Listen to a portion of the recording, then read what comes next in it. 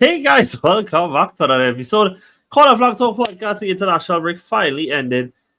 And again, like I know we always say it, but dog, this international break really felt longer than other ones, right? But like just in the Nation Beast, as you guys know, we are here to cover the latest in football with you guys. I have Brandon here with me. Brandon, good night. How are you? Hello, everybody. You know, I hope everybody had a good weekend. How was your weekend, John?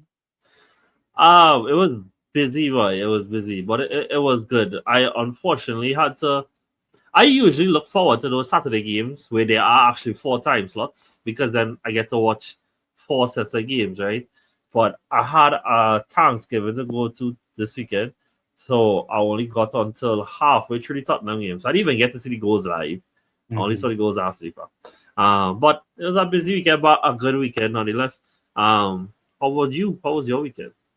Well, I was actually a little bit under the weather for Oh, that the sucks for you. majority of the Sorry to hear weekend. that. Yeah, but you know me, John. You know me as a person. I think laughter is the best medicine, and thank goodness I had the best laugh of the weekend today. In the game that we're gonna go with first. So, I just would like for you to tell the people what I sent to our private chat about if United losing and if I ever say something. Just tell her what I told you all today. oh yeah, he said if that if he ever what was if he ever don't feel bad about them losing, that you got kidnapped, you is an imposter, it's most likely AI. So Yeah, it's dog. just not you. It's just not you. It's not me. The day that I tell people, like I just go through those tiny bits of periods where I'll be like, wait, boy, I'm really losing again. And then somebody like Adam will probably come along and message. And I'll be like, you know what, boy? Yeah, dog.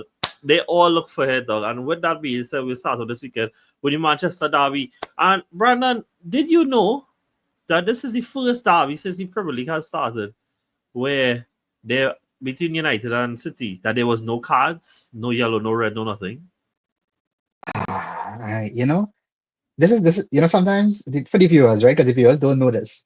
We don't Yeah. plan a lot of things before, Yeah, and it just so happened that we just align with these things. Because yeah. that's I was gonna bring up that same point. Dog, That's a it's crazy crazy, statistic right? as a derby game. For a derby, right? And I mean, I guess that probably says so much about how the game transpired in itself. And so I normally I don't start off with how I thought the game went, but I will today.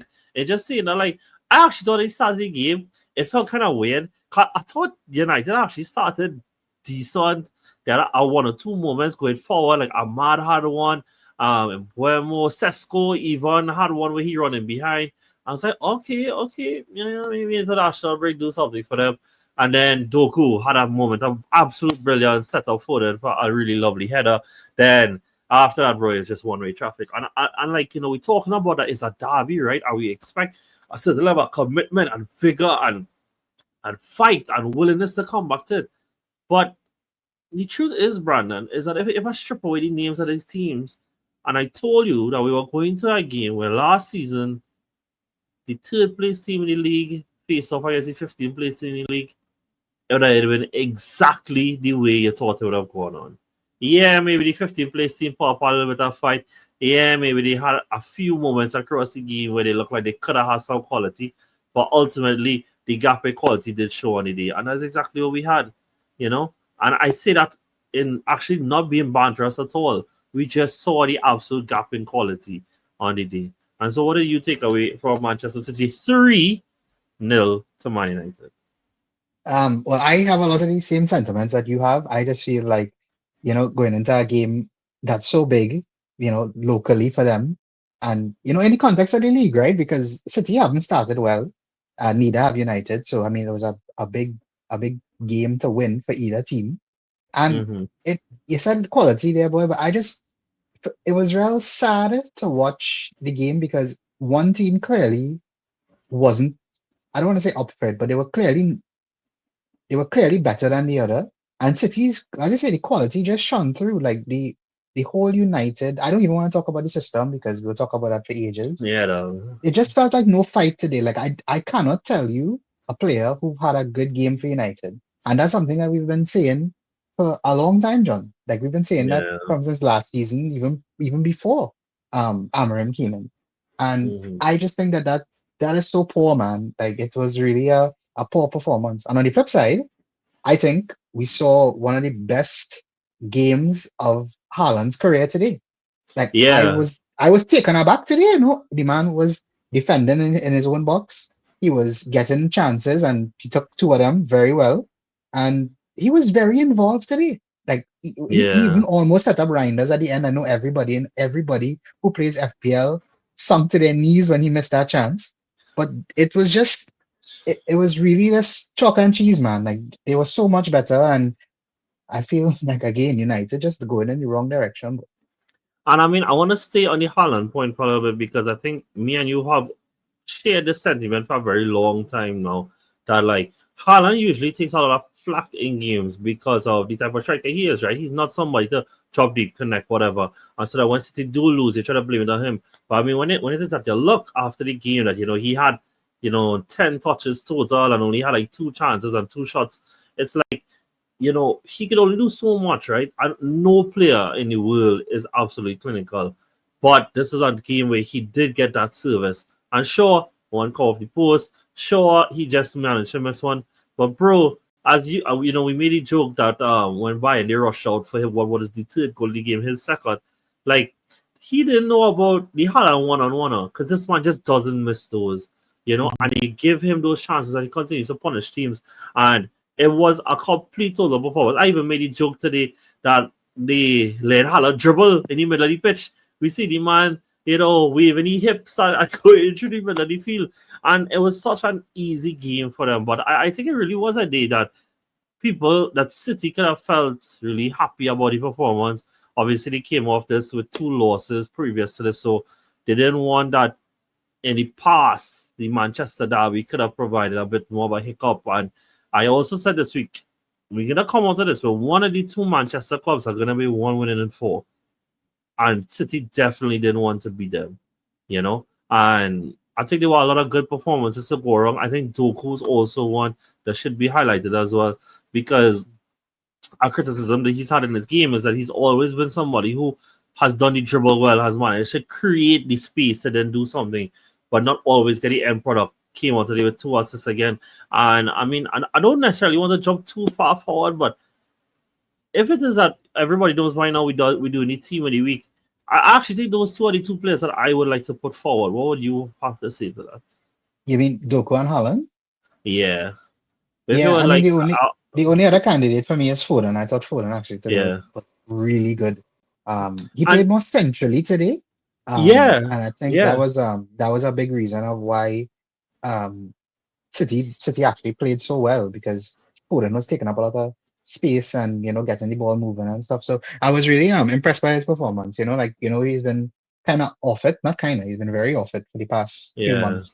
But it was nice to see a very good performance from him because I thought he was very good. But it's between the three of them. Like it's not often where we say that the entire attack of a team clicked, and Yeah. the three of them clicked today. Like I don't think the rest of the City players were very good today, but the three of them were outstanding, and sometimes that's all you need.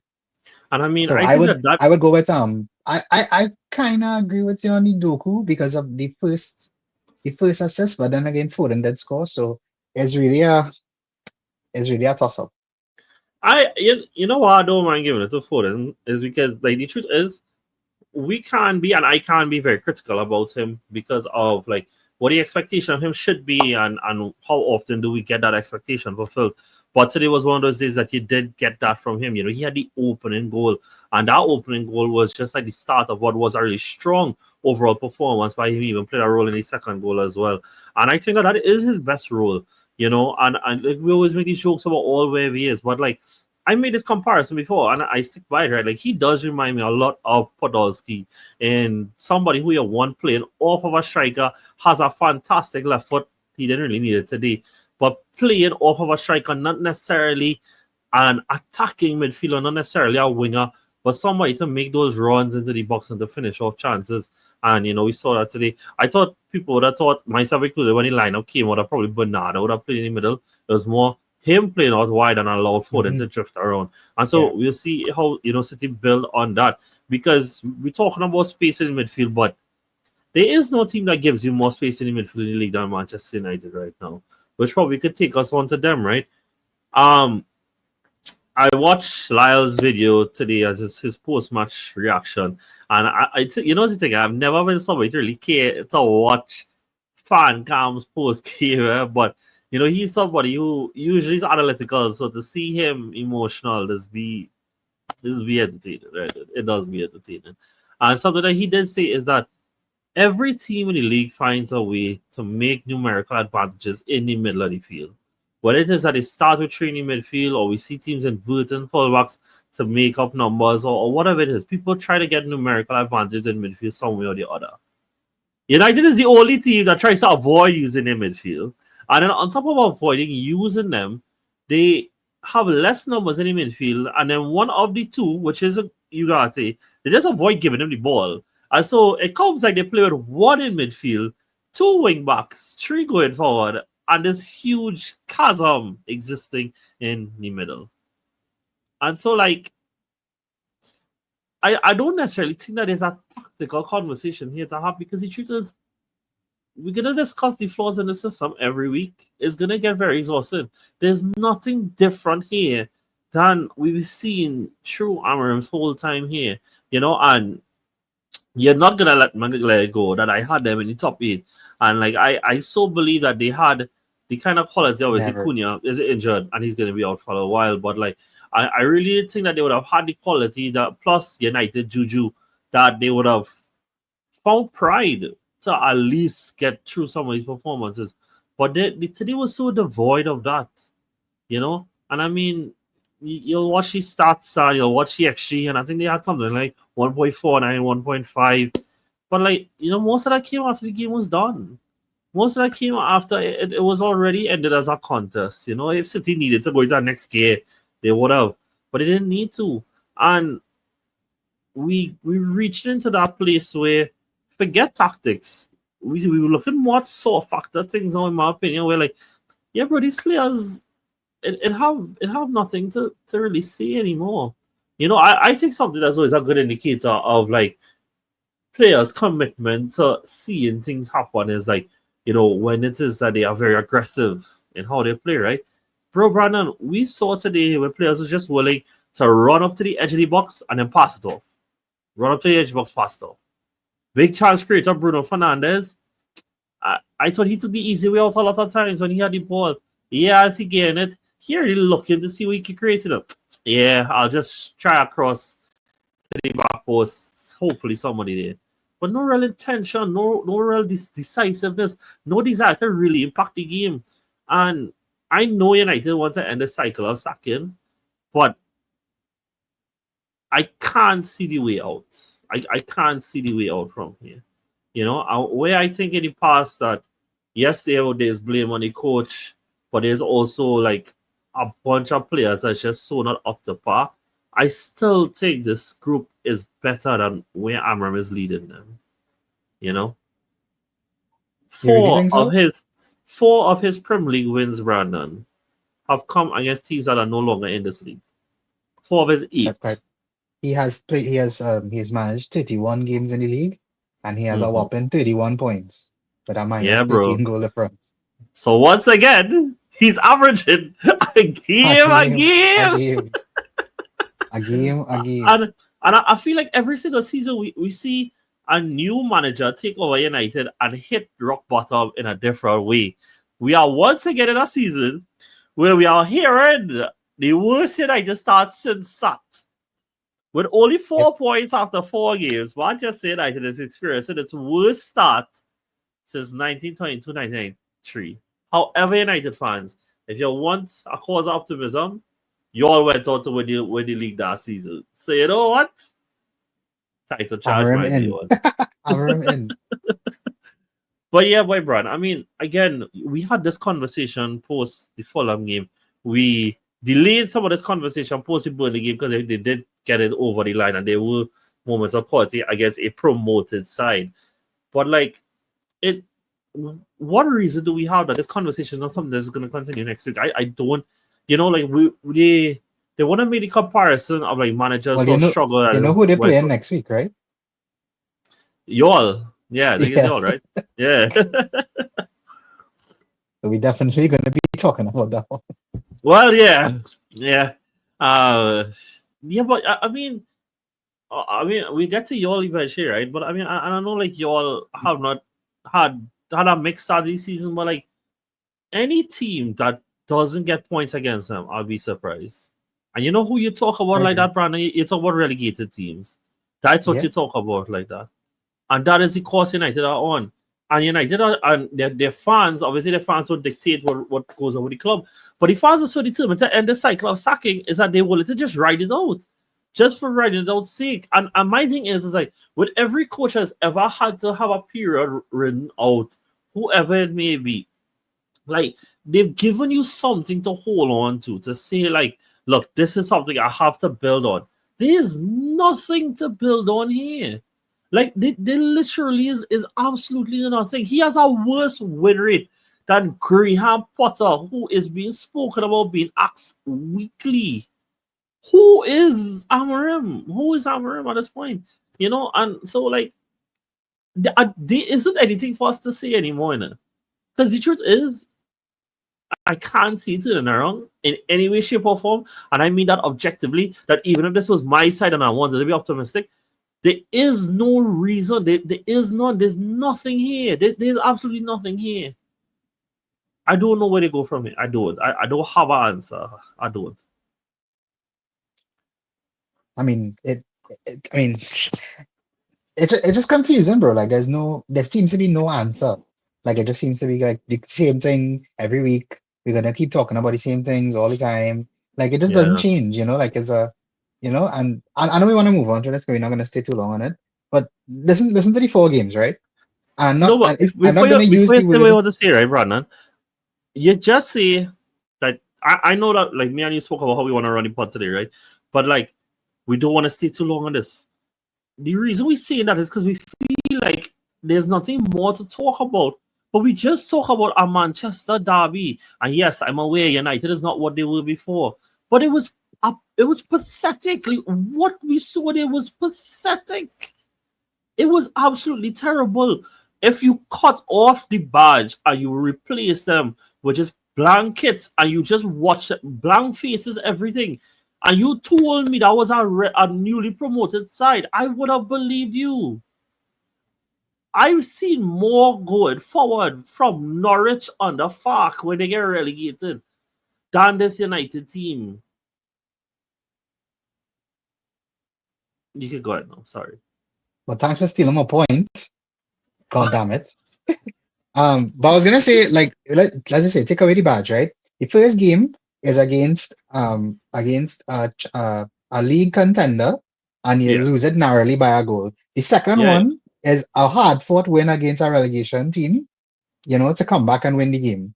The Mhm. third game is a game where you draw from a mistake and from a winning position. And the final Yeah. one is a loss, a pretty bad loss in your derby Yeah. game. Like if you take that and listen and put any other team in that position, that is not good enough, like for anybody, and especially when you put Man United behind that, that is definitely not where they're supposed to be. And I don't know Yeah. how. I want to ask you something as well, right? Yeah. Mhm. Do you think, and I feel like we ask this every single year, when does it become enough, or when does it become too much, It's rather? already enough. No, but it is. Brandon, it is. They have You saw his nothing to comments play after. You saw his for. comments after the game. Like they said, if they want to change the man, they have to change the man, or something like that. Or something, change the philosophy, they have to Yeah, change he the said that man. how if they want to change the system, they have to change the manager, that kind of thing. Yeah. And you know the thing, boy. You know, I know Jose is not in the peak of his powers anymore, but it just so happened that somebody brought back our clip um post. It was after all they beat them 4-0 when Kante score. You know the game I'm talking about, right? And I want to say Costa also scoring that game. But all they beat them 4-0. It was somewhere around that time. This was post. Obviously, this is after. This is Conte. Yeah, this is on the Conte, right? And it was all the title winning year. No, you haven't said it. Like if I say the wrong thing, but No, I I know the feel like you game have I'm the talking game about. wrong. No, I feel like you have the No, it's when they beat us 4-0. You're talking about when you're talking about principles of play? That one? Yes, yes, Yeah, yes. It is that was principles when of play. they beat us 4-0 actually. That was Lampard's first game. That was the first game of the Okay, season, I think, yeah. but Jose was talking about how there's a difference between Yeah. principles of play And they're different. and tactics, right? And Hmm. I completely on board that if it is that he have a principles of play, a philosophy that he wants to see through, by all means, bro, you go ahead. But I think every single coach, even the ones you don't like in this league, who are still here after a sustained period of time, sure, we have a systemic philosophy that we associate with them, but we've seen them use different things. Pep Guardiola might be the greatest coach of all time. And for that man to win a treble, he went and changed his whole system but maintaining his philosophy. So who is Ruben Amorim to come to this league and be so arrogant in his system, not his philosophy, his system that he refuses to change? Like, forget, and the thing is not the system isn't necessarily a problem in the sense that in South London, there's a FA Cup winning team that is now in Europe for the first time that do play three at the back, that does play two in the middle. But it's the way that he sets up and the way the system is and the way the philosophy of executing that system is. Clearly, Glasner has a formula that Amorim doesn't have. So what is your response then now? You know what his response has been? Well, I'll keep making the same subs, I keep changing the same players, but within the same system, I hope it changes. And then it can't change. So you ask him when is going to be enough. It has been enough. This system, this season is over, Brandon, in September. There is no Carabao Cup for them. It's only if it is how the FA Cup come that hopefully they get, well, I was going to say hopefully they get teams like Grimsby, but that might not work out for them either. And so, like, what is there for them this season? I mean, the thing is, right, it's so early that if they sack the manager now and they get somebody and that person managed to hit the ground running, then there's still European football that play for them, right? But they're not going to sack him now. They're not going to. They just did not going to. You and I both believe when we wake up in the morning and see that Amorim has been sacked, we will be shocked. I genuinely believe that he's gonna be here in October still. And it's just because, well, I think it's because of two things. One, I think it's because they're fed up sacking managers, and two, bro, they cut in lunch ladies and all these people every week, though. Like, at some point financially, even giving him a compensation packet of whatever it is could be a hard hit for them, you know? Um, there's some, I just want to see one thing because I know there's a lot of things about the system and stuff, right? But I mean, the glaring one is Bruno, right? And I mean, I don't know what you thought about his performance today. I thought it was extremely poor. Yeah, it And was you know, like poor.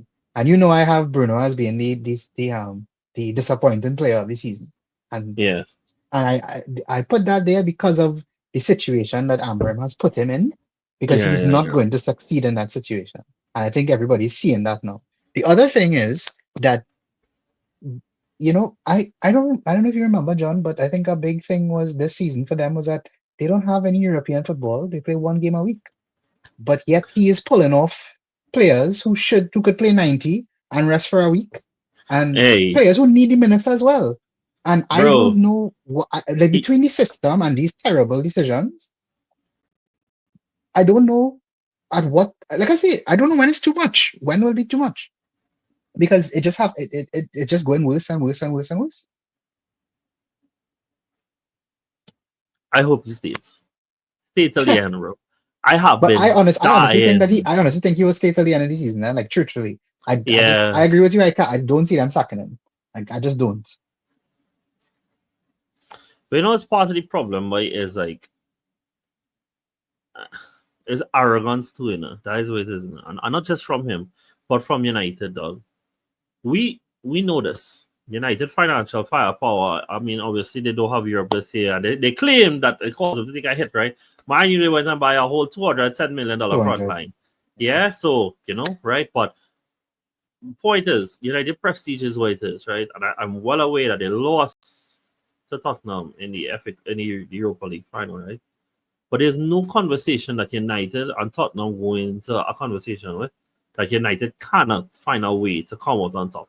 And I say not to say, we have been saying for years now, Brandon, that coaches like Thomas Frank is what clubs like United need to get a stability and get back on that upward trajectory. And they allow this man, who now is sitting on 9 out of 12 points, after moment at a new club and is playing with our front line, including players like Teller and thing, and have Tottenham stabilizing and going forward, But it's arrogance, you see. Like to me, it screams arrogance. And why I think it screams arrogance is because why would I, and who is I as the great Manchester United, to hire a coach from lower down my league who's never won anything? Why should I ever do that? You know what I will do though? I'll go and get Ten Hag from Ajax and I'll go and get Amorim from Portugal.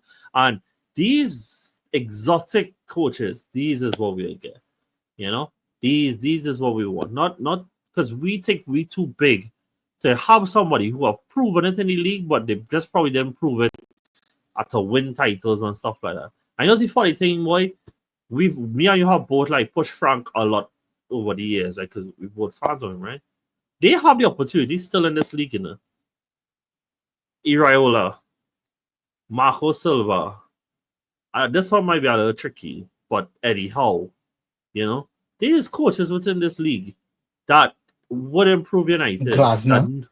I always forget Glasner, yeah, who threatened to leave every week because they want to sell more players, right? But like, there is coaches in this league that deserve that step up. But because United don't think that they are the ones that should be offering that step up, that they need the best of the exotics, yeah, bro, they won't do that. And that is why they're keeping the cycle, bro. You know who next they can probably hire? They can probably hire, I don't know, like Marco Rosa or something. So, boy, some foreign, an foreign coach. That is what they'll do. John, I thought you was gonna come at that from a different angle, and I'm kind of glad you didn't say it now because it's two angles we have on this. I think there's an arrogance in the sense that I think Amorim truly believes that at the end of the day, quality will keep him in the league no matter what happens. Because yes, you keep seeing that what he's trying to do is not working, right? And for him to continue to do it, that tells me that he thinks that no matter what, that they will continue to be in the league because they finished 15th last season. They didn't get relegated because the teams below them were awful last season. but that's not the But case this now year, though. I agree, and that's exactly what I'm gonna say. He is walking such a tightrope, and not for his job, but for where the team is, because there's a lot of football left to play. And if you can't find momentum anywhere, how are you gonna how are you gonna get points? How are you gonna win games? We're not seeing that at all from them. And I think that's where the arrogance is, that you think that just because you are Man United, you will stay in the league. There are good teams in the league, there are good players littered across the league. They can beat you on any given day. And I just don't feel that way about United right now. Yeah, I mean, as we just close on this, I guess with us, what's the thing? I generally don't think that we are bashing United. I think we just have an honest conversation here that it does probably put into context some of City performance. They'll probably not get too carried away with it. But City are playing Arsenal next. And so that is, one of the bigger tests that they would have in the league, right? And before we come up on this, Haaland and Foden, that's what we're going with. I'm very happy with that. I'm happy with that. I want to give it to Doku, boy. I Doku really thought gets Foden was this, good, He was good. I really thought Foden was good, But I'll give it to Doku because the opening without the move, the game doesn't unfold the way it does. So I'll give Yeah, it to Doku. and he did really well there. Like generally, he No, did really, really he was well. magnificent, bro. He was real good today. Like this is one of those days where all of his actions were meaningful and clinical to for lack of a better word. Very good. Yeah. Amazing today. So him and Haaland. Haaland is a 10 out of 10 performance. Yes. Daniel is going to log on momentarily, but I'm sure that he probably has something to say about this game. But I'm gonna just switch to the Arsenal game real fast because I don't think we have much to really talk about in that game per se. So Arsenal beat Forest 3-0. And honestly, bro, I was a little worried going to the game, If just really says how like first game back from international break, 7 to the kickoff, and obviously I don't have like Saka and Saliba and these guys. And new manager bounce, all these things involved, right? But it was obviously a very strong performance. And the number one thing that I am taking out of this game is exactly that. Bukayo Saka, Declan Rice, William Saliba. It's three names that a few years ago we did a world-class podcast, right? And part of that conversation was those three of those are the players that came up in the conversation. And all three were missing this weekend. And you know what, boy? Arsenal now have the actual depth that these guys couldn't miss out, and they still play really, really well. And obviously, Zui, when he got the brace, Gyökeres scored his goal. And saying as they obviously get his first start as well, and so it was a very good home win. You know, I don't really have much more to say on that, but if you all want to say anything, by all means. Oh, Right. I would love to say something. I Oh, was sure. pleasantly Yeah. surprised by how good you all were. And I just want to shout out a few players, like because I think they played very well. Zubimendi was great. He got two Yeah. goals. I think he's only scored 10 goals in his career. In his Before when he scored career. two, yeah, he scored two goals in one game, Yeah. right? So that's one thing. I actually thought Mosquera was excellent. Bro, Um, fantastic, bro. I if he continues like that, um, then he is up there. He's gonna be up there for the signing of the season at the end of the Yeah. season. He reminds me a lot of Saliba in his first season. So Mm-hmm. that's a big thing to say. But Yeah, that's a big I really like what I saw from him. I mean, Eze was great. Gyökeres got his goal. I know you say that's the kind of teams he was brought in to score against. So yeah, I guess it worked out. And again, Madueke played really well. Um, yeah. I think it was a very good performance from the team on the whole. And I think you'll that is a reason why I think you're in a better state this season to go and try and win the league. And but I call it Yeah. the no excuses, right? But Yeah, yeah, um, yeah. but there's a lot in the team. There's a lot in the squad, a lot of quality, and you have quality in Marino depth as now. well, by the way.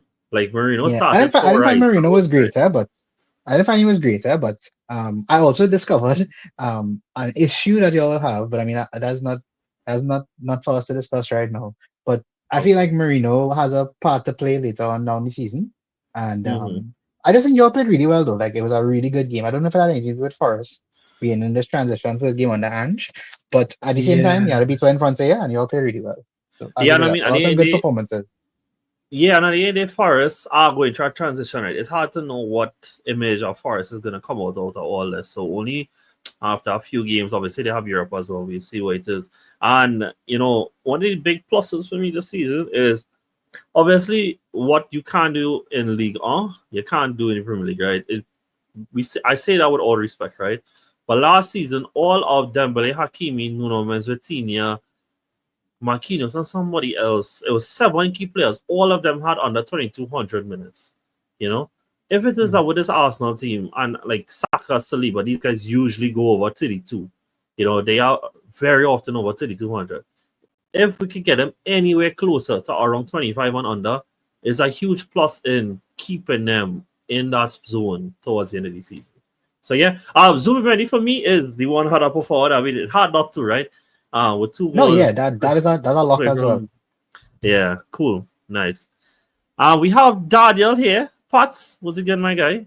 When does he could unmute his mic? You good, bro? I'm good. Yeah, good. What's up? Is there anything from the Arsenal game you wanted to add? I really was going like just we had literally now wrapped up the City United conversation, but if it is have anything you want to say about Arsenal before we go back to that, by all means. Um, nah, man, I thought it was a good game. I don't have anything to say about Arsenal, but I'm real upset with how far it's looking now. It really Yeah. sucks what happened to them that they got this Yeah, guy. Yeah, though I thought Nuno was doing a really good job with them. It's too bad that yeah, he yeah, fall out yeah, with whoever he fall out with. I don't even know. But yeah, that sucks. That sucks for Forest. They might just end up, mid-table, bottom mid-table ish. And yeah. that's yeah. More so on United. So we kind of It reunited the sucks. right attack already, but the United City game in general. For what is what we did highlight the front. Well, I was gonna say front three, but Foden played a little bit more centrally today. But Foden, Doku, and Haaland all had really, really strong games. And Yeah. ultimately, we went down with Haaland and Doku, one with two goals, one with two assists, as the two for the team of the week that we're doing. But Okay. we thought the whole performance from those three going forward was very, very encouraging from City. Oh yeah, I thought well, it's probably somebody that I know is maybe not the most popular name. But I love him, obviously. I thought Ruben Dias really good today also. I don't know if I'm gonna say why. I just thought he was good. No, I thought he was good as well. Yeah. Well, we also did say, mind you, we did manage to stretch the conversation about that. But we did say, like, with United, it does feel a bit like we're going in circles. But then, why don't I ask you this then? Do you see any end of the road to Ruben, or do you think he'll stay to the end of the season? I know your hot take was that nobody besides the bottom three would get sacked, right? Sacked, yeah. But that's That already out the window. Yeah, because yeah, true, yeah. but stupid man going on. That's still not even my fault. That was a argument the boss had. That wasn't even. Yeah. Nah, but I feel Amorim might not make it. To be honest, I thought at the start of the season that with like Cunha and Mbeumo coming in, that they might have saved his job. But it's like, look, with them, I find anybody else find they spend most of the game defending, and then Yes. maybe kind of try to. But it doesn't matter who they play against, though. They spend most of the game defending, and then they try these counter attacks that they don't really get. They can't commit much numbers forward. I don't know. It's a weird system. It's a very weird system. It's defensive, but not very compact. And I don't know. I don't get it. I don't know what his brain is saying right now. If you all had to choose between, from this, guys, I promise I will really, really move off United, right? If you all had to choose between Sean Dyche, Gareth Southgate, who else out of our work right now? Ten Hag also out of our work. Give me a fourth one. Our fourth one. Who's our fourth manager out of our work right? Who is what? No, Inzaghi's in a job. Zidane? Oh, this guy. Oh, Zidane is not in it. No, but Zidane kind of. Zidane good now. You know, I don't. I don't put Zidane in that group. It was Angus Eve. Angus Eve? Yeah. Who are they going to choose to put as United manager? I would love to see Angus Eve or Sean Cooper take over that United work. I think that would be awesome. Even oh god, what's this man's name, boy? That take like a assistant work with prayers for like a month. Used to be the security when we was in there Form 1. No, not Cooper. He's the head coach, boy. The security, I take like a assistant for like a month. I thought you was going to say, was this man who coached GVT for a while, Kevin? Nah, not Kevin. Kevin is a good coach, you know. You know who also is out of our Gary O'Neill, you know? All these are out of our. Who's he with? I think he's tired. I mean, he's the man on that. Simple. All right, guys. All right. Let me stop putting United through it, right? But you know, we did mention Frank earlier, so I guess we could just hop onto Frank very quickly, and then we'll go to Liverpool. Is that they won 3-0 this weekend, but look at the end, I could only speak my truth, right? I honestly was watching the first half of that game, and going into the season, my worry for them was that yes, I know that they would have been solid.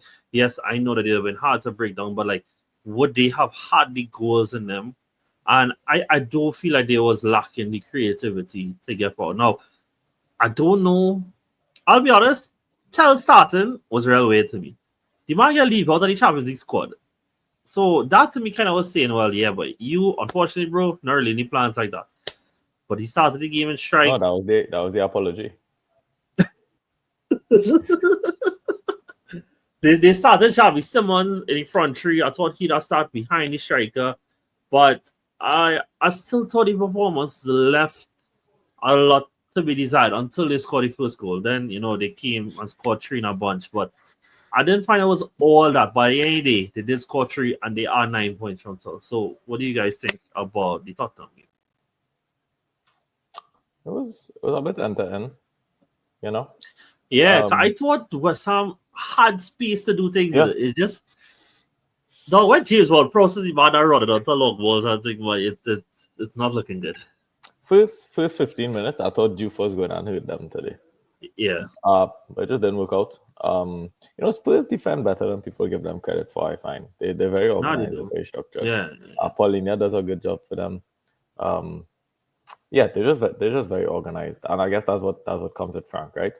But at the end of the day, too, another thing that comes with Frank is centre back scoring goals, and we got couple centre back scored goals. I mean, the Romero one, I thought that was nonsense that was ruled out. I don't know if you guys got Yeah, to see it, Yeah. but it's not foul. That's just contact. Yeah, exactly. Yeah, so I thought Spurs did better than we getting them credit for. Because that should have been in. That goal should have been in. So Kudus looked better this time than last game. Mhm. Do you think with Kudus too, he's such a threat, but he's not much of a goal threat, if that makes sense. Like, he never really gets big chances or creates big chances or anything like that. But he is still really, really dangerous. It's a safe pair of hands up there too. Yeah, man, I thought they did well. I think when Charleston is back up and fit, or even Kolomuani, that they could benefit from having a target. I forget this side here. you really forget that though? Wow. Yeah, I think they could benefit from having a target in the box. The wing play was good, and Xavi Simons and Kudus bring something different to each side. But ideally, I think they need just a really good striker, which I think they have, and they should be okay. Just tell on the day wasn't, he's not a great striker. I agree with everything you said there, Daniel. I also think that especially the point actually that the defenders are actually playing very well. Like I actually think Van de Ven and Romero have been quite good for the start of the season. Like they both offering a goal threat. They both defending very well. I think they more suited the Franks defensive structure Yeah. than they were to Ange's. Mhm. Even the ball that Romero played over the top for Bergval was very good. Yeah, well, that was And very good. I think that I think they're surprising a lot of people. Because I don't think people had them even starting the season so well. Because remember they did beat City, and Yeah, they, like John keeps saying, 9 points out of 12. That's very impressive. it's really So good. I just want to put out there because I know you're not reach back, John. My player for the team of the week was Van der Ven. Oh yeah, no, that's completely valid. I like that as well. But yeah, bro. Look, anyways. I know I touched nothing Champions League because when we reached there, we were talking about that as well. But it has been a very, very strong start for them. And I was gonna say before, I completely forget that side Colomboani, which made out they have. This is why tell them get registered. They 4 strikers they have it because it's Solanke, Richarlison, Colomboani, and Tell. That's actually real options. I mean, real yet to be proven options. Although I think obviously Richarlison is season well. All right, cool. Next up is Liverpool with it wasn't handed to them, but there was a hand in it at the death when they got a penalty in what was the penalty minute of the game against Burnley. You felt it out, but unfortunately, you know what's the thing though? I would say that it's very easy to watch the fact that they get a penalty in the last minute and for people to lean into luck and whatever, right? But I want to say that a lot of the breaks and fortune that Liverpool do get like today is because of how incessant that they can be, And so, again, right, it's not like, no, he should not have he had out there. But how does it happen? It's because he get caught off guard by how fast Rimpong was man crossing the ball, right? And he just turned with it, trying to block it, right? And it's unfortunate, but it comes as a result of the team and from Slot insistence of trying to do more and more things to get the goal out of the game. And so, yes, this is the 4th game in a row where they needed a goal in the last 10 minutes of the game. But it is not, while they probably shouldn't, a team of their quality shouldn't need to be scoring so late to win games. It is not because of some luck. It's by design that they are forcing these moments late on in games. And the group deserves credit for that. Because we've seen different players contributing to Obviously, he's from Cross today, but we saw Rio scored a goal already. We saw Keys and Salah in the Bournemouth game. We saw Soboslai against Arsenal as well. Like, the whole group is contributed to making these moments happen. And so, yeah, credit to them. What do you guys think? I just want to say quickly on Liverpool. I think that this is one of the few games where I watched it and I was like, this is probably not Slot's influence here. I felt like the team has been exhibiting a lot of Klopp's influence rather than Slot's. So I feel that has a lot to do with which is kind of ironic, yeah, because I would have said the opposite last season. But I think it's because there's a new set of players and a new set of major players, so that the players that are taking them through are the ones that were from Klopp's time. And I feel like you're seeing that from Salah. Like Salah was awful today, actually, but he was persistent for the entire game. Van Dijk was fantastic. Alisson, the entire team felt like the resilience is still there. And I don't. And as champions, I mean, if you need anything in your second season, there's a lot of resilience, and that might take them. That might take them all the way. And I mean, they added Isaac to this after all of that. So scary times, man. What all I think about the fact that he subbed off Kuke like 36 minutes in. I refuse to comment for being so I won't be called a hater. I mean, it made sense, right? He was on a yellow card. No, it did. He could have been sent off too, eh? Yeah, I saw the challenge. I thought, Johnny, if that was against Arsenal, he was calling for it. You know that. No, it's true. It's true. I had to be honest. But I see what you're saying about Klopp influence, though. And I mean, it's weird, boy. Like you don't. I do not think that Liverpool should be allowed to use the word that the phrase that they're in a transition season by any means, because you spend this much money on this high caliber of players, it have nothing like transition season. Yeah. But I would say that there's a lot of differentness in the team. Like, I'm well aware that he didn't score, he didn't assist today, and in fact, he gets subbed off before they even scored the goal, right? But Ash Woods was started to really grow in this game, and like it had moments I thought that like he came real close to unpicking the lock by him actually dribbling and faking one and faking the next one, and it just didn't come off him, right? But like, better.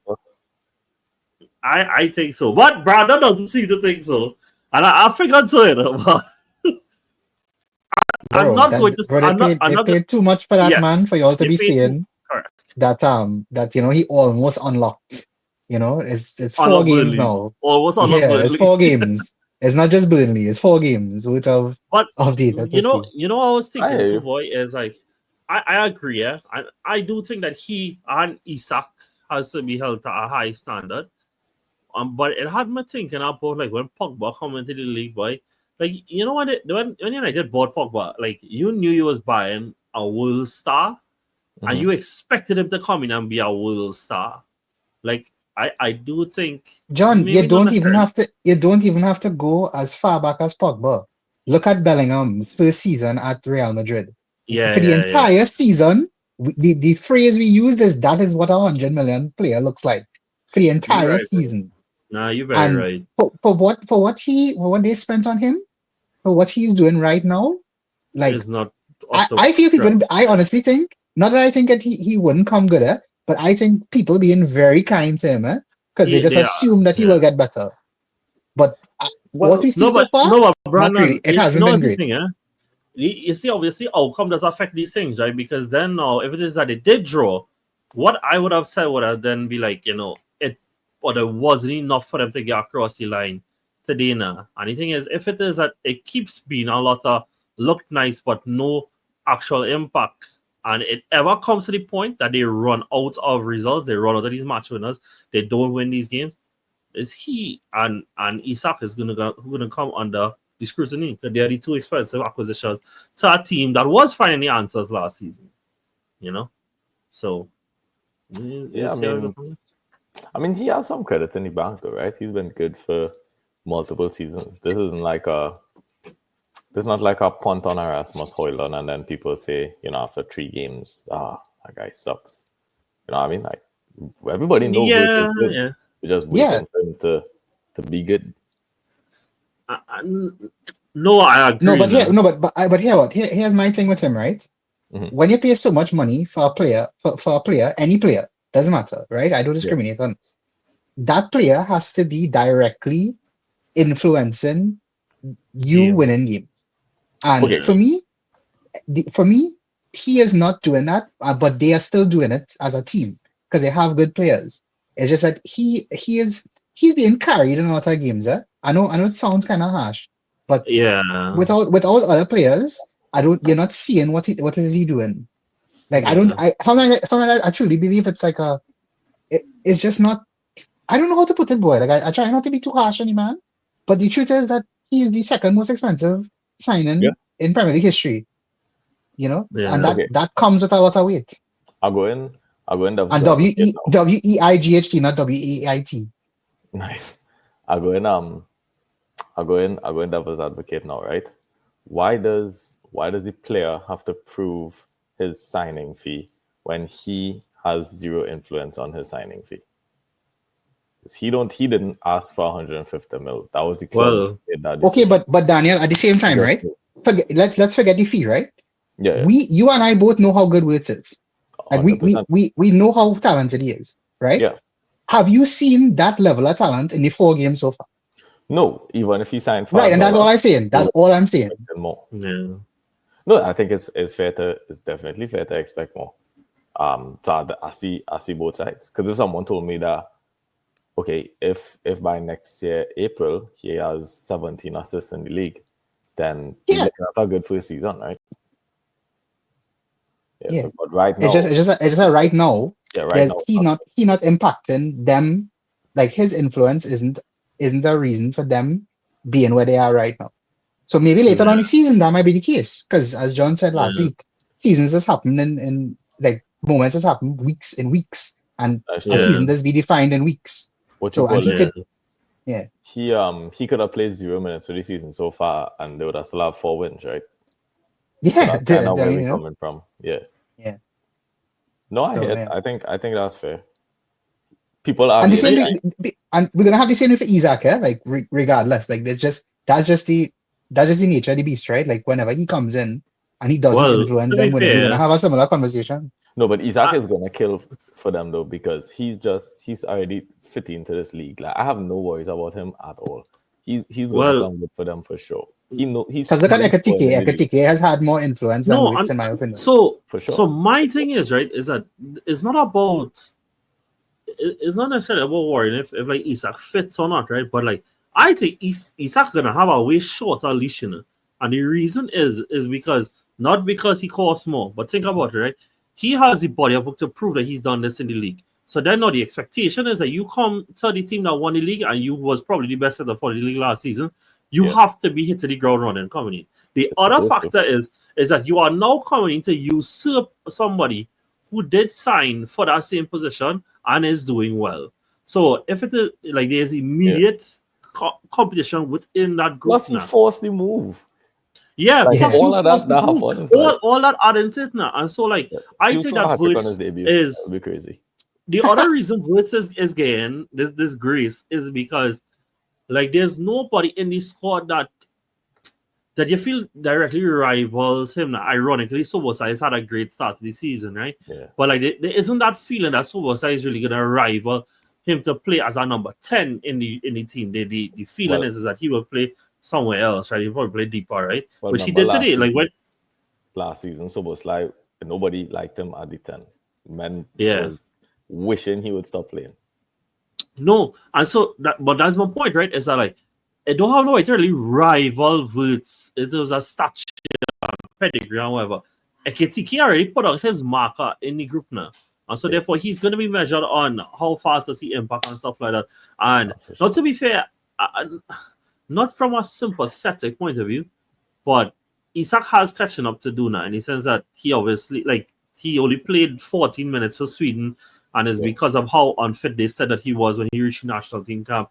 Even today's slot said that he wasn't part of the group because, again, people need to be patient with him, you know. But we'll see how long it lasts. He did promise that he'll be involved on Wednesday though, so we would get a look at him on Wednesday. Player from this game, guys. We going to? You know, the problem, right, is that we're gonna end up playing Van Dijk every weekend. But I was not gonna say I smell aftershave. yeah, We'll try. I mean, put Gravin then. so Gravin had a here's really good Nah, game. Gravin did have a good, good. Loki. Yeah. Kanate had a decent game too, you know. Konate had a good game as well, yeah. And I also the show also was like too because I know he played a billion different roles in this game, dog. He started off at right back, then going to make a midfield three, then going to make up a midfield. What feel like a midfield one coming Midfield down to the end of the game, you know. But I could Gravin. And to be fair, I do think that when we go down to the non-big 6 games, we're gonna find defenders in it. We're gonna find defenders because Yeah. it's not around the lose this week. So Yeah. cool. We'll go with Craven. The last big 6 game is an undefeated team. A team that's still undefeated in the league, and that is Chelsea FC, bro. Brandon, if it is that I was to tell you that you played last season's 10 place, 11 place, 12 place, and 14 place teams, and had these points, how do you feel with that? Pretty okay, you know. I mean, not only that, it's 4 London derbies in a row, right? I Yeah, mean, boy. that by itself is That's quite so remarkable. weird. Yeah, That it is is. so It's very weird. strange. Like 4 in Yeah. a row is like, wow. They couldn't give us anything else. Yeah. I honestly think that we're in a okay stead. We are undefeated, but I wouldn't lie to you that Brentford equalizer felt like a defeat. I can't lie to you. Yeah. I didn't even get to watch the game, so I was just keeping up to date, and then I watched it back afterwards. But I think there's a lot of positives we could take on the team. Palmer is on his way back, so that's always a positive. And then Mhm. we are going to talk about the UCL, but we have that coming up as well. But I honestly think that Chelsea have been probably one of the more surprising teams for most people. Like I don't think people thought that we would have looked like this going into the start of the season. So I think we're just surprising a bunch of people, which is kind of similar to what we did last season as well. So hopefully we continue to move in the right direction and we get players back, players fit, and well, new signings as well. Wait till the Garnacho first appearance. Well, he is the reason that Caicedo scored. Like it's his actions that led to that. But he fell asleep at the back post for the goal. There's also this controversy about whether the goal is offside or not. I'm not really gonna get into that because I still think it's poor defending anyway. But Yeah. he needs to be locked in at all times. Like if he thinks that he could just be bypassing games like how he was at United sometimes, he's not gonna be in the team. So Um, I hope that he figures it out. I really do. Pat, did you get to watch this by chance? No, I think I to watch this one. Okay. You have anything to say about the game at all? It was an interesting lineup, unexpected lineup. Yeah, boy. Oh my Fofana, God, yeah, right boy. back. Jesus, Yeah, boy. right. Nah. Yeah, I'm boy. gonna note it. No, when I Yeah. see he, I was Yeah. like, for real. But he also, I think he really tried not to use the South Americans who did get called up. You know, But he like start Enzo and Caicedo. yeah, but he can't avoid them too now. But Yeah, you know, like they got to play. there's only so much change you can allow. Pedro play too. He played You for know? Pedro too. Yeah, but again, he don't have an extra striker. You wanted to start Gui in the Premier League. Like I didn't see that happening. What you call it? You know? I thought Cucurella would have played. I surprised had to play. Yeah. Yeah, But remember, boy, that's we have surprising we have a too. big game midweek, yeah? So I feel that's a huge Yeah. thing. I mean, as I make that point, this is where the I wouldn't say criticism. This is where people's concerns came up, like at the start of the season, where we can't rotate the team like before. So this is what is going to result when we have big games in midweek. Like you're gonna see a big rotation, especially it's also a terrible time in there because it's after the international break and we have midweek. But I mean everybody does as well, right? So I mean Yeah. you see that Except this is what United. he's gonna do. Well, of course. But you see this is what he's gonna do, and sometimes that is the results we're gonna end up with. So hopefully we can navigate that. I really hope so. Who it is y'all would like to? If you have anything else you want to say, Brandon, feel free. But who do you guys like to pull out from this to put into the team of the week? Well, my first thought was Caicedo, if I'll be honest with you. Yeah, That makes sense. That's Yeah. fair. cool. Have we No, covered the that's midfield there? that would be the three midfielders: Graven, Caicedo, and Zubimendi. I Wow. mean, nobody tell DMs to score and have great games in it. Yeah, Almost some of these exactly. attacking midfielders do something now. Yeah. I mean, Palmer did come on and score, So Oh, a nice goal. yeah, it was a really It nice was. goal too, was. And I think that does, I think something that most people, including myself, felt is that him and João Pedro should bring out the best in each other. And so said so that the man first goal for the season is off by Pedro winning ahead and he volleyed it in. Cool, nice. All right, guys, we're gonna just breeze through the non-big 6 games and pull out the team of the week players, right? So first up was who needs Isak when you can get a big Nick energy? And Nick Wolfmad, whatever his pronounce that, did get his first goal at St. James's Park. But the thing is, this was not all easy for Newcastle because Wolves actually did defend really, really well. But if you all have anything to say on the game, feel free and you can tell me who you guys would like to nominate for the team. I don't have much to say on the game itself, but I would like to nominate Livramento. Livra, yeah. Cool with that. Pats, anything? No, that's fine with me. Cool, nice. Well, Livra played left back, so we're playing Livramento at left back. Yeah. Yeah. What you call Cool, it? nice. Waldmada, I think, could give Pisa some pressure here, man. Because he's just such a Newcastle player. It feels, it feels nice. I can't lie. Yeah. I don't know if you all watched, I saw a compilation of him alone for the game. Yeah. And I was so shocked at how good he looked. Like, sometimes when you see players who are big, not only that, sometimes you see players who are big, and they're tall and whatever, but they just don't know how to hold up the ball properly. He actually knows how to hold up the ball and bring other players into play. I actually think, I low-key think, don't take my stupid FPL advice, by the way. But if I was picking a striker, I was going up private, but I low key, bro. Like Uh. he's looking really good, bro. What you call it? And Newcastle have good fixtures too. Yeah. Those German strikers are very Brexit, if you really think about it. They do a very good. No, but they do a great job. No, that's a good point, though. Linking others and then scoring headers. Like Fulkrug Yeah. did the same thing for the German national team. Yeah. And it have a lot of them actually that just kind of pop up every year. So Mhm. so I'm interested to see how Wisa fits into this team. I mean, he's very good at.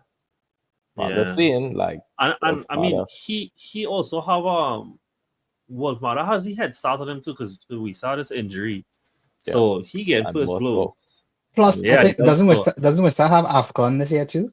So Wolfmada have way more. But they're gonna get knocked out early. They're gonna get knocked out. All right, cool. Next up, we have Fulham who won by an own goal, but I watched the extended highlight version of this because I watched the Brighton Bournemouth game that morning, and I like to tell you, Leeds actually had real chances in this game. Like the extended highlight showed way more Leeds content than it showed Fulham. And I don't know if you actually saw this own goal. I did. Dog, the man buried the keeper. Keeper had no chance in it. Like, bro. You thought he was on the attacking team. Yeah, dog. Like, it was really unfortunate. But, hey, Fulham pick up the first win of the season. First win? Yeah, the first after being robbed twice. After being unfortunately robbed twice, yeah. But it have anybody all want to pull out from this? I mean, like I said, I watched. Yeah, okay, cool. I know. Because like I said, I saw way more from Leeds going forward than Fulham themselves. Cool. Next up is Everton Aston Villa, where Everton took on. Look, guys. Again, as Salek said, listen, if all your FPL advice, there's a clearly heard version of Daniel on our YouTube channel. Go look for him. That is the person who's giving you good FPL advice, right? Me and Brandon, don't come to us. When you want defenders who can keep clean sheets, pick the men that play in Villa because they still cannot score for the season. Yeah. And Again, I guess it kind of expected at this point where Everton did have way more of the chances, and it was more that Villa had a lot of regard action to deny them. I mean, you talk about over two expected goals for Everton and 0.5 for Villa, bro. Like, it's not good, guys. It's not looking good. Are we in territory where we talk about Emery job might be in danger? Bro, it looks like it. They can't play. That man just not making. Yeah, they No can't even sense connect right 3 now. passes together. Like, it's actually scary. One of the breakout players from last season, Morgan Rogers, is looking like Horrible. Morgan Freeman on the field, dog. Like, he cannot see his That's a way great at analogy. all. That's a great You know? analogy.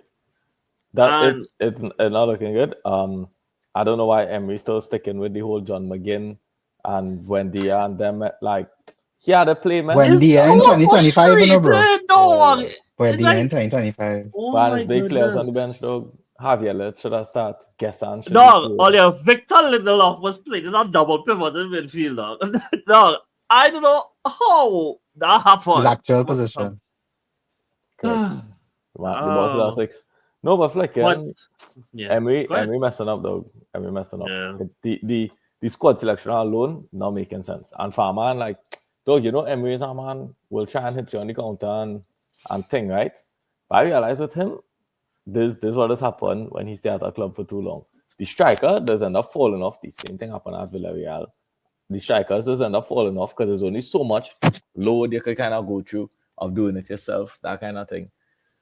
But if we're gonna try to see longevity with the system, like he had to break away from that whole sit deep, find the striker, hope he do something brilliant, that kind of thing. You know what I mean? And just do something that gonna actually help the team going forward.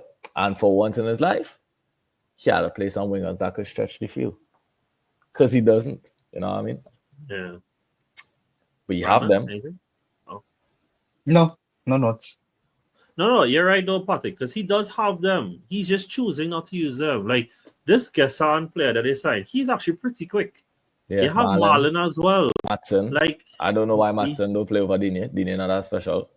yeah, boy. Like this whole team, outside of Watkins and then obviously Rogers' ability to carry, there is no ability to travel in this team like that. Is a very stagnant team. We're talking about Carey and all too. Rogers is our second striker right now. They play 4-4-2. So Carey, what? Yeah. The ball don't reach him. Yeah. What is he gonna carry? No, you're right. Yeah. I just want to say something before we go. Like, not really a note, but there's a question. Do you all think this has anything to do with Emi Martinez? Like, I find it remarkable that a team that played the way they did last season, they had the breakout player of the season, right? They haven't scored a goal in 4 games. Like, something had to be wrong there. And we started this weekend, by the way. I can't. I know, but as I was saying, like, I feel like this has something to do with him because I can't think of a footballing reason. Like, none of this makes sense to me. Like, how you could tell me Watkins, who is one of the best strikers in the league, not getting a sniff. You know, Rogers looking better for England than he is for them. You know, they have so much players, and you know, it just nothing working out for them. Not scoring a goal in 4 games is crazy. You know, that's unheard of for every single team. But again, right? We like just like when we saw with United, right? We are attaching lines to big clubs that you would only talk about with relegation teams. That is something you would talk about our relegation tripping team. And to be fair, Villa unfortunately down there right now. Every other team has scored, you know.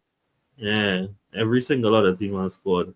Who we putting from this game, guys? I would have put one of the Villa defenders because they did defend a lot, but between them, I mean, obviously Everton also defended. Well, I mean, Everton didn't have nothing to do defensively, bro. Like, yeah, this is gonna sound weird, but I find Jack Grealish had a real good game though. He just didn't come out with it. Okay, but I find he had a real good game. But if you want to go with a Villa defender, who played right back for Villa? I can't remember. It was Cash, but I was actually gonna say. I don't know. I was gonna say. It's either him or Mings for me. Yeah, Mings was pretty good. Are you okay with Mings? That's fine. Yeah. Because there is an attacker that I want to include, and we could go on to that game next, which is Bournemouth versus Brighton. And just put him in one time now. Just put him in one time. Probably one of the performers of the season so far. Yeah, bro. And like it was like 20 minutes of the game, and I just sat on there watching them. I was like, bro, you are just too good. And it's not even that like he did score yet. I mean, he scored a penalty, right? And the assist wasn't no big assist, right? It was more than Alex Scott scored a bagger, right? But like it's just every decision is right. It's always right. He always takes on the man at the right man. He always flicks off at the right time. He conducts their whole attack. He is so good. And him extending that contract, I have to believe that next year we're gonna find have a release clause in there. Because there was teams interested in it. But I feel they tell him, hold on 1 year, we guarantee I exit at this price, that kind of thing. And I feel that was the case. But they were all over Brighton. I remember when Brighton scored, it was so against the rather play when they actually did score. And Bournemouth really play with their food as well at times. But hey, Bournemouth have 3 wins out of 4 to start this season. They already have played Liverpool and Spurs. And so, yeah, a great start this season. Anything you guys want to say? No. No. The last game is Granit Xhaka led his team to a 0-0 away at Selhurst Park. Unfortunately, Xhaka doesn't play right back, so we got to find somebody else. But what the hell does led your team to a 0-0 even mean? Because he captained the team, Daniel. Just let me live. I don't ask for much. Just let me live. But Daniel, here's the thing, right? They could have not played the game, and that would have been the case too. Right? Yeah, he led his team to a 0-0. He walked them out onto the grass. Yeah, he shook the referee's hand. But yeah, he did the coin toss. What a player! To be fair, Mukiele made his debut for them, and he was pretty decent as well. But it was an NL, so I kind of want anything on with him. And you right back? I willing to put any defender, you know. Dog, I willing to make this a back 5 and put Munoz at right wing back. Let's do it. Yeah. Okay, cool. Munoz it is. Nice. Cool, guys. That's our team of the week. So I'll just call it off for you guys. We have Leno in goal. Then Munoz, Van de Ven, Mings, and Livramento make up your back 4. Then you have Zubimendi, Caicedo, and Graven. A whole lot of control in that midfield.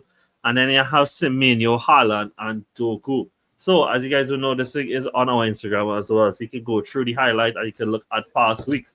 All right, guys. So we're going to just breeze through real quick the other leagues because it just had like a few results I wanted to pull out.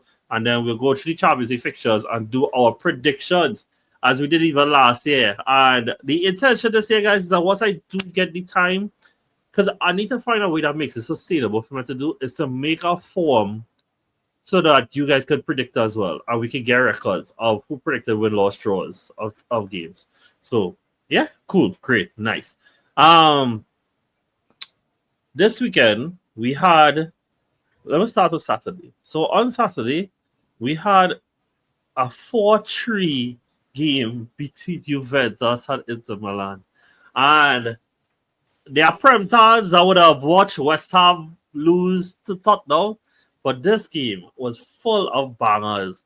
And the Serie A actually was relatively this weekend. Also, Rasmus Højlund made his debut and scored on his debut for Napoli as well. I scored a really nice goal too, by the way. Peeling off the centre back, holding off him and finishing the bottom corner. But more so, Juventus are perfect to start the season. Have won every game so far. But they led the game, threw away the lead, came back again, and then went on to win. I don't know if you all caught any of this. Chalog, who scored a brace, Kenan Yildiz scored and assisted. Both the Thuram brothers scored in this game.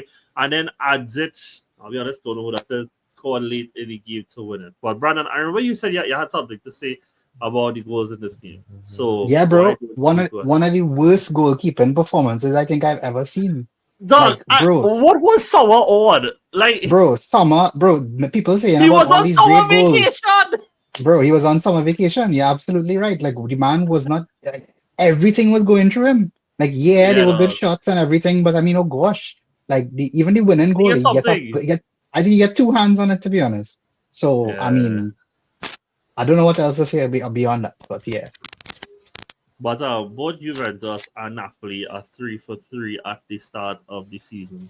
And so, like I said, Napoli, they just signed Højlund from United. And as has been the tradition, United players seem to leave and go on to do well. We also had Bayern winning 5-0 to nobody's surprise.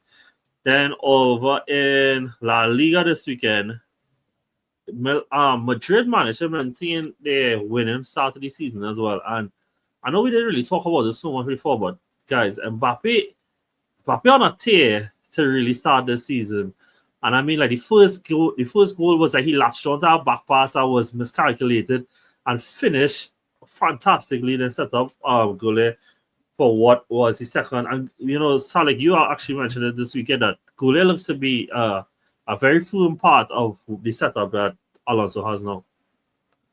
Yeah, I think he's like the key. I don't want to say the key player because obviously it's Mbappe, but I think Goulet is allowing him to get his playing style implemented. And I don't want to say he's a lot like Woods, but I think he's being used similarly to how Woods was being used in Alonso's system before. Mm-hmm. And I really excited to see because he had a tough time last season. So it's gonna be interesting because he's fresh blood into the team. So I'm interested to see how far they go in. But they started really well, and I think I agree with you, Mbappe. Wow, wow. Yeah, and I mean, Patrick, I don't know if you had anything to say about how Madrid have started the season, but this was another. I mean, Hoyts get set up anyway, in a very Yeah. Mhm. stupid way. Like the same way Colts get set up for the start of the season. You know the man going past. So why bother touching it, bro? But yeah, I don't know if you have anything to add on Mbappe and Madrid's start to the season. I mean, it was only a matter of time before Mbappe started to come together again. I mean, he had a good Yeah. season last season, I just by the way. But Yes, he did. He did. Yes. but now he really But looking like Timothy. So him as the yeah. And I mean, it's good. I can't wait for the Classical. I think it'll be a real good game. another thing too is obviously it does seem like Mbappe is finally really taking center stage. So Yep. like, there's nothing about this Vinny or Rodrigo. I mean, obviously Jude No. has to come back in, but like, it's the Mbappe show, and they all there just to witness it.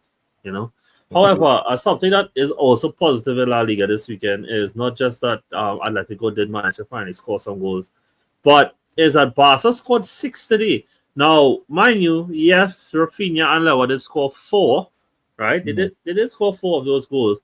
But if I told you that Barca started a La Liga game in 2025 without Yamal, Lewa, and Rafinha, you might have been a bit concerned. But I did actually watch the game, and Barca was so in control of the game.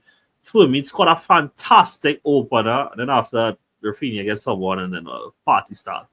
But Yeah. it did not. What Flick did go about showing the depth that this attack actually does have. With I can't pronounce this man. Rodney, Rooney, Badge. Somebody help me here. Go for it. Baji? Go for it. Baji, right? I'm going with that one. Baji. Ferran and Rashford as the front three. But showing the depth that he has there, and they went on to win 6-0. Apparently, a man have a discomfort to the groin or something. So The quote I saw was A pubic injury. a pubic injury. pubic That is what it injury. is. That is what it is. You don't But get herpes, yes? Imagine. But apparently, is a pain tolerance thing. Apparently, the expectation is that he still does play in Champions League this year. A pain. And yeah, that's really it. This is the problem that with him and what he doing right now though. He need to calm down with them TikTok influencers and such and such. He really need to chill. You believe me now when I say he's a young name, Dog, I didn't know he was gonna get herpes. I'm not gonna go that far. But I knew it probably is. I didn't know he was gonna get a pubic injury. And I'm just saying, dog, it's still PG. Because it's still PG, that is a real thing that could happen. It's a real thing. I don't know nothing about it, but it's a real thing that could happen. And they say it's a pubic injury. That's out there on the news, on BBC. That's out there. You know what I mean? So it is within our rights to report what the reporter is saying. You were right. What I'm trying to say for you though is that he had to calm down on them things though, because why it is anytime it's summer vacation, international break, whatever, there's always one set of pictures with him and females. And females of the not savory kind. They don't go to not church girls. Can you stop digging the hole though? Please, please. I love that this whole segment is gonna get cut out. That it shouldn't even. This is report. No, I leave it at it. He has said nothing too bad at it. I leave it at let people hear this dog. No problem. But I anything else all you want to say before we go to the Champions League? Yes, he has to calm down. The man have a career. Anything else you want to say before we go to the Champions League? No? Cool. Great. Nice. Right. So we're going to go through the Champions League fixtures and you're going to say win, lose, or draw. And just like last year, for whatever reason, we have one match day. I think we have two matches for the whole group stage, league phase, where there's a Thursday game, which is very woke. And then something I'm very against. Good Barcelona on Thursday. They put City game on Thursday supposed to be done. I don't care about City. Them Barca on a Thursday, them days supposed to be done. We leave that when Xavi left the club. First up is the very, very first game of the return of the Champions League is Atletico. Athletic Club Bilbao is hosting Arsenal, and yes, I am going for Arsenal win. Oh, good grief. Bro, I don't know if I'll see the comments of I don't know if I'll see this, but see and so far were the comments after their game this weekend. Because I think they lost this weekend. Just 1 second. Yes, they did lose. And they've won two. No, they won one game. 2 games. 1 game. I have no idea. For some reason they have friendlies after the league start. That is also woke. That is whatever. They lost this weekend. And basically my comments was making it sound like the world was ending. Like he was very distraught. I don't think it's that serious. But I going for Arsenal win. What are you going for? I going for Arsenal win as well. I think it's gonna be really, really big. Like 5-0 or something like that. Arsenal usually in the opening in the UCL is usually really good, and then also that team sucks, and then also Arsenal against Spanish teams usually do really well. Unless they name Barca, but yes, true, correct. Barca cool. Next up, they're not even Spanish. That's Catalonia. They're cool. Yeah. You're right. They're Catalan. You're right. All right, cool. All right. Let's speed this out now. PSV hosting Union Saint. Yeah, Union Saint Gillois. How do you pronounce okay. that? I'm going PSV. I'm going for a draw. You said PSV, right? Yeah, PSV. Yeah, PSV. Yeah, oh, no, I'm going for PSV. Yeah. A draw. Yes, I did say draw. Because they have won every single game for the start of the season, so let me hope they continue into it. Benfica hosted Karabag. Benfica win. Yeah, same. Yeah. Nice, great. Juventus hosted Dortmund and Juve. I'll go Juve. I'll go draw. Real Madrid hosted Marseille on their return to the Champions League. Real Madrid Mbappe hat-trick against Marseille. Yeah, I was going to go for like 5-0 or something. Poison hat-trick against Marseille. Good. Tottenham hosted Villarreal.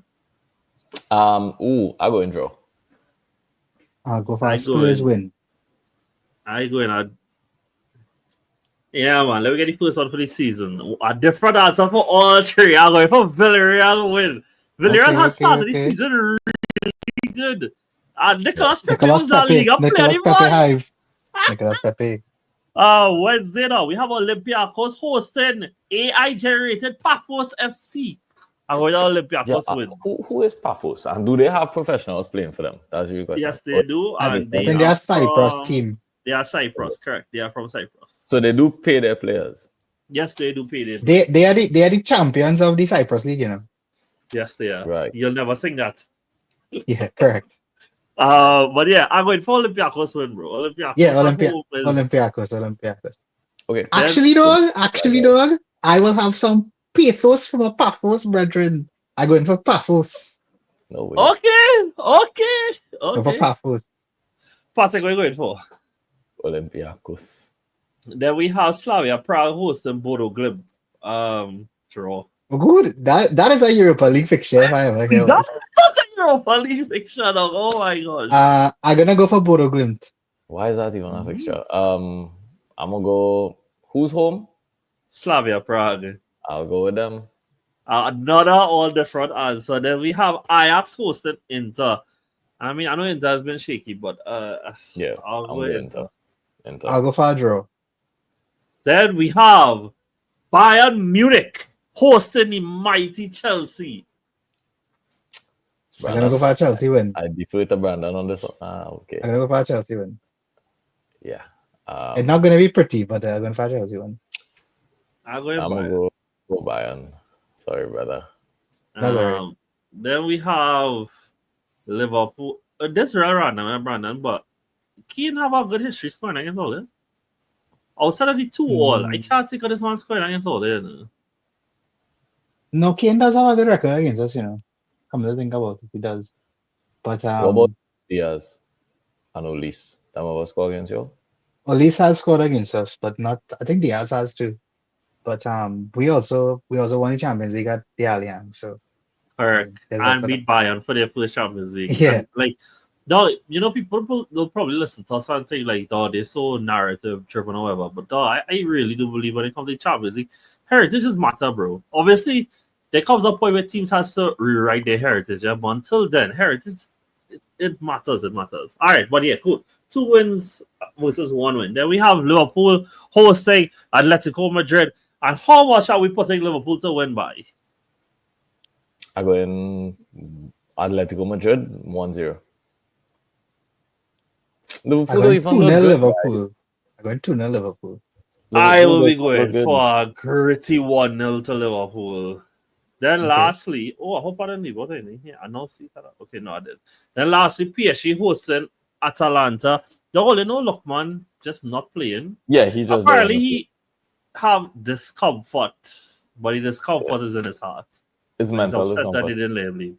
Yeah, he don't want to play. But yeah, PSG. He's now Never mind. I was going to say something, but I'm not going to say Well, something. actually, it could be a tough game because Carlos Kelly got injured today. Dembele is out with a hamstring. I am going for a Andu duo. is out. Ooh, Andu is out. That's real man out.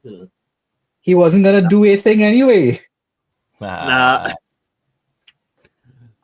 Still gonna go PSG to win. It might be tough. I'll go and where you going for, Patrick? I don't know, bro. I'll go PSG. Question though is Spurs gonna play Bayern this season? I don't think so. I think Spurs draw in general was kind of easy-ish. Okay. Next up we have Copenhagen hosting Leverkusen. I went Leverkusen. Good. No, wait, hold on. I'll go draw. Copenhagen. I went draw. Leverkusen looked good this weekend, guys. And Ten Hag left.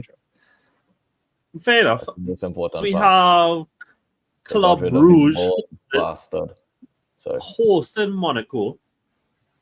And Paul Pogba returned to the Champions League. I am going Monaco. I am also going Monaco.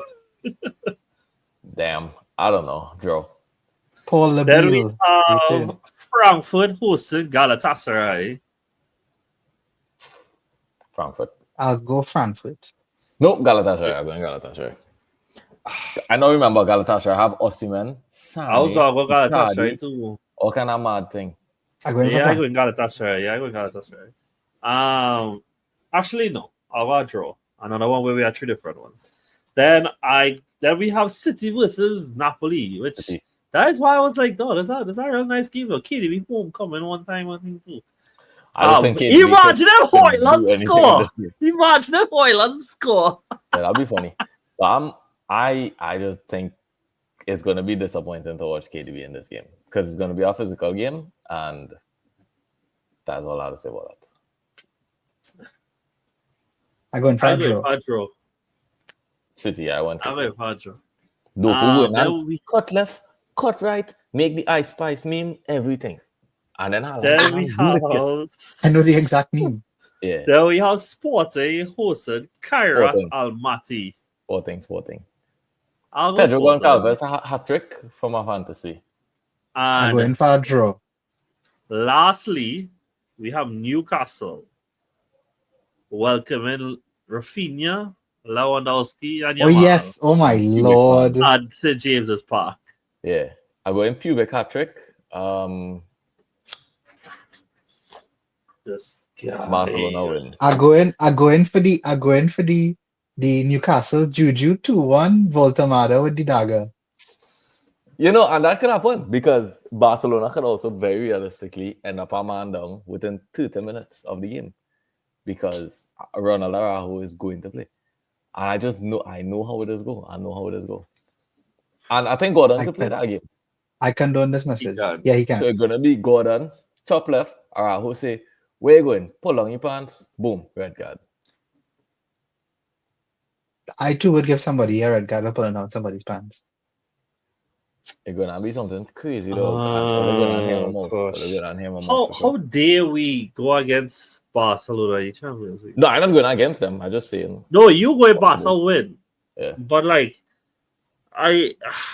But on a cold, rainy night in St. James's Park, you never know. yeah, no, come on. Really Yeah. Come, Newcastle Well, to win, bro. Newcastle to win. Yeah. Come on, dog. Because you know the next thing too. When is he Voltamada all above Kubarsi like this? Yeah. See, you'll find out.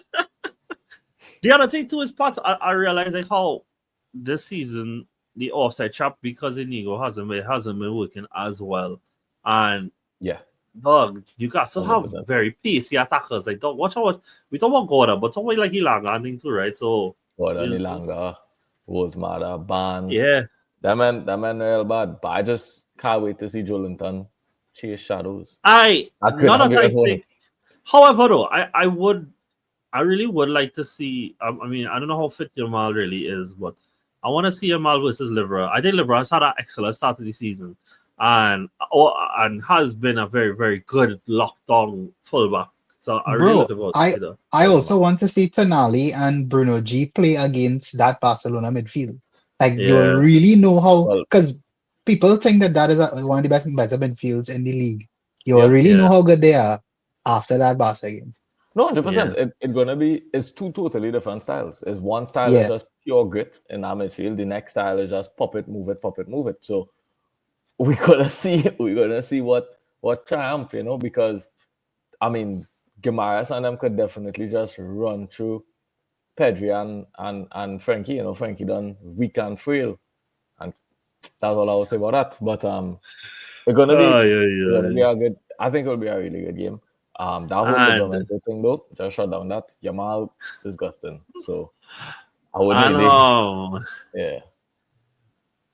If Patrick, I'm telling you, know, if Newcastle win and Yamal don't score, I promise you, I am guaranteeing you, I will come back and make an edit on that. No, I promise you, I'll come back and make an edit on that. Well, that's fine. He could very well not score. Yamal could very well not score, even if Barca win, because he's not elite. Like he's not that great goal scorer or whatever, but he has every single game that he's played in this season, including once Lewis hold those stats. Yeah, but he can score. But no, but I think 1v1 with Liverpool, dog. I'm not even glazing the man, dog. I just think he's one of the better 1v1 players in the world right now. There's somebody listed. Who, Yamal, bro? Yeah. How could you say that, bro? You don't find that blasphemous, bro. Yamal is one of the better players in the world. Oh my god. A bit of a hot take, but yeah, a bit of a hot take there. And I even got bought to pretend to lift up the book. All right, guys, we're gonna wrap it up there. Thank you guys so much for being here with us. Obviously, you all will be listening to this Monday, Tuesday, so we'll discuss everything with the Champions League next week. And with that, thank you guys for joining as well, and catch you guys next time. See you soon. Take it easy. Later.